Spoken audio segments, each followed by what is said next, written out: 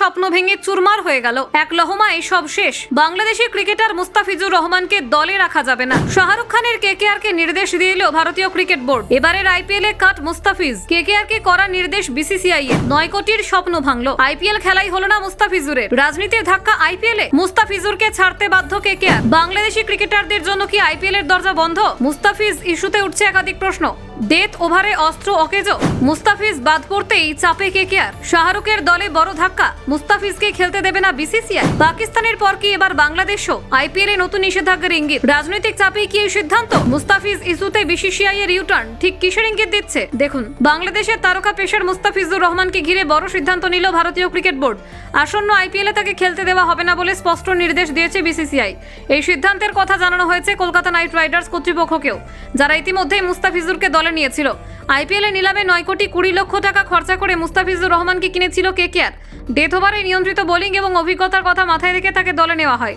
কিন্তু বিসিসিআই নির্দেশের পর শাহরুখ খানের দল আর তাকে খেলাতে পারবে না। বিসিসিআই সচিব দেবজিৎ শইকিয়া জানিয়েছেন, বর্তমান পরিস্থিতির কারণে কেকেআরকে মুস্তাফিজুরকে ছেড়ে দিতে বলা হয়েছে। তবে ক্ষতিপূরণ হিসেবে অন্য কোনো ক্রিকেটারকে সই করানোর সুযোগ দেওয়া হবে। প্রয়োজনে বিদেশি ক্রিকেটারও নিতে পারবে কেকেআর। এই সিদ্ধান্তের পর প্রশ্ন উঠছে, ভারত বাংলাদেশ সম্পর্কে টানাপোড়েনের প্রভাব কি এবার আইপিএলেও পড়লো? কারণ আগামী আইপিএলে বাংলাদেশের একমাত্র ক্রিকেটার হিসেবে খেলার কথা ছিল মুস্তাফিজুরের। তার বাদ পড়া স্বাভাবিকভাবেই রাজনৈতিক ও কূটনৈতিক আলোচনাকে সামনে এনে দিয়েছে। 2008 সালে মুম্বাই জঙ্গি হামলার পর থেকে পাকিস্তানি ক্রিকেটারদের জন্য আইপিএলের দরজাটা কার্যত বন্ধ। 2009 সালের পর আর কোনো পাকিস্তানি ক্রিকেটারকে আইপিএলে খেলতে দেখা যায়নি। সাম্প্রতিক পহেলগাঁও জঙ্গি হামলা অপারেশন সিঁদুরের পর সেই সম্পর্ক আরও তলানিতে ঠেকেছে।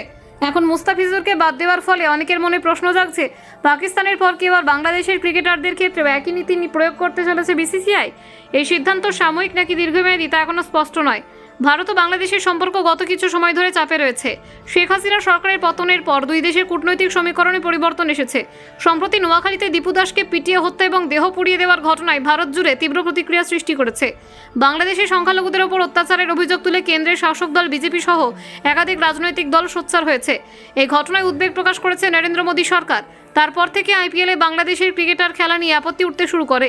বিজেপি ও শিবসেনার মতো দল সরাসরি বিসিসিআই এবং কেকেআর কর্তৃপক্ষের বিরুদ্ধে সুর চড়ায়। এমনকি কেকেআরের মালিক শাহরুখ খানের দিকেও আঙুল ওঠে। কংগ্রেসের কয়েকজন নেতা মুস্তাফিজুরের আইপিএল খেলা নিয়ে প্রশ্ন তোলেন। শুধু রাজনৈতিক মহল নয়, কিছু ধর্মীয় গুরু এবং বিভিন্ন সংগঠন কেকেআর বয়কটের ডাক দেয়। সোশ্যাল মিডিয়াতেও এই নিয়ে তীব্র বিতর্ক শুরু হয়। সব মিলিয়ে বোর্ড ও ফ্র্যাঞ্চাইজির ওপর চাপ ক্রমশ বাড়তে থাকে। এই চাপের মধ্যে শুক্রবার বিসিসিআই এর এক কর্তা সংবাদ মাধ্যমকে জানান, বাংলাদেশের ক্রিকেটারদের আইপিএলে না খেলার বিষয়ে কেন্দ্রের তরফে কোনো সরাসরি নির্দেশ নেই। তাই বোর্ড বিষয়টি নিয়ে তখনই স্পষ্ট মন্তব্য করতে চায়নি। তবে এদিন সকালে বিসিসিআই এর অবস্থান একেবারে স্পষ্ট। মুস্তাফিজুরের আইপিএল খেলা কার্যত বন্ধ করে দেওয়া হয়। এর ফলে আগামী আইপিএলে পাকিস্তানের মতো বাংলাদেশের কোনো ক্রিকেটারকেও মাঠে দেখা যাবে না বলে ধরে নিচ্ছেন ক্রিকেট প্রেমীদের একাংশ। Bureau report, Bangla digital TV.